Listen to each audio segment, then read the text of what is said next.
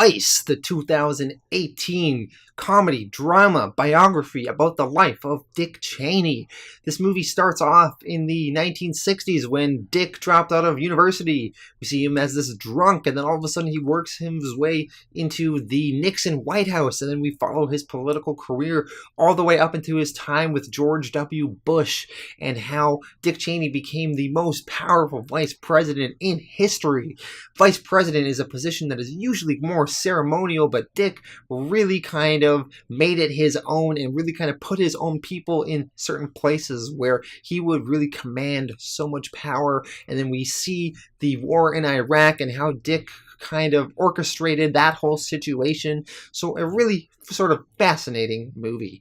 Now, this movie is directed and written by Adam McKay.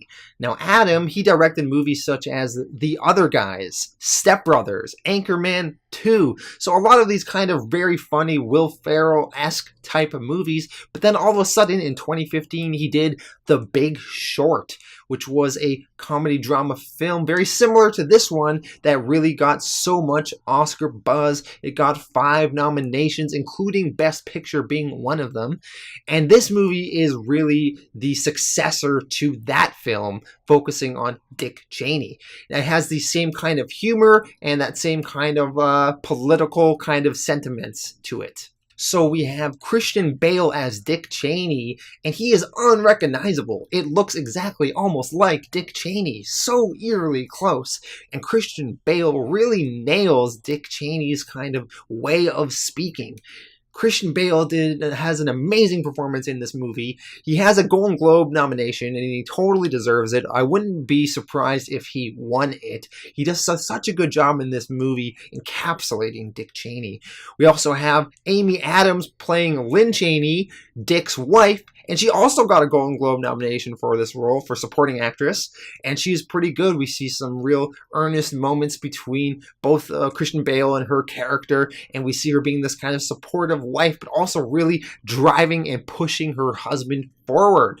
We also have Sam Rockwell as George W. Bush, and he did a pretty good job in this. Also got a nomination for Golden Globe, and he has a pretty fun kind of time with it. Playing George Bush was kind of this kind of drunk cowboy kind of person. I thought he was pretty good as George W. Bush. Wasn't fully hammed up, but it was more of a reserved George Bush performance, but still pretty good. We also have Steve Carell playing Donald Rumsfeld, and I thought he was pretty fun in the role. It was great seeing that interaction between Dick Cheney and Donald Rumsfeld throughout the movie, and learning about their friendship that has transpired over these many years. Now, let's go on to the positives on this film. I found it to be very informative and interesting. I really do enjoy American politics and all the story that comes from there. And I know a lot about the Dick Cheney, George W. Bush White House, but I still learned a lot throughout this movie. Also, I did not know that much about Dick Cheney's earlier life in the Nixon White House and how his political career transpired over the many decades in his time at Halliburton, and that was pretty interesting stuff as well. The directing and writing leads to a very interesting way to present this story in a kind of fun, creative, new way, very reminiscent of The Big Short, whether it be completely exaggerating a situation or breaking the fourth wall, for instance. So I think a lot of that did work, although some of it did not, and I'm going to get to that in a bit. The acting is, of course, amazing. That is one of the main draws for this movie, is the performances. I also thought that Dick Cheney's characterization was pretty interesting.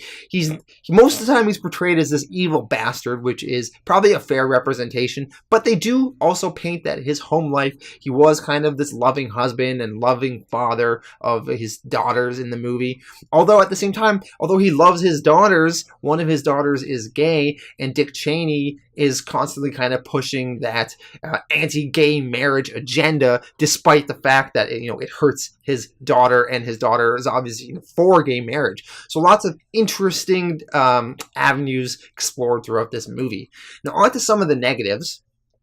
The creative storytelling and the humor work in some parts, but in other parts, they do fall a little bit flat. Something that is supposed to be a joke. In the packed theater I was in, you will have no laughter in certain moments that are supposed to evoke laughter, but maybe they weren't supposed to be laugh out loud moments, more so just introspective, contemplative, in your head kind of laughter.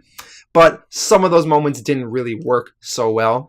This movie is a little bit heavy-handed at times with its liberal bias, and this is coming from someone that's a liberal who hates Dick Cheney, but I can see conservatives being very pissed off after watching this movie.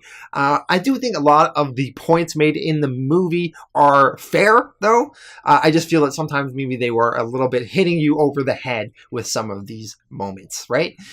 But in conclusion, I really did like this movie. The directing and writing are very interesting. The acting is top-notch. This movie is going to be talked about a lot over the next few months over award season. It is definitely worth seeing. Very interesting. I would give this movie an 8.5 out of 10.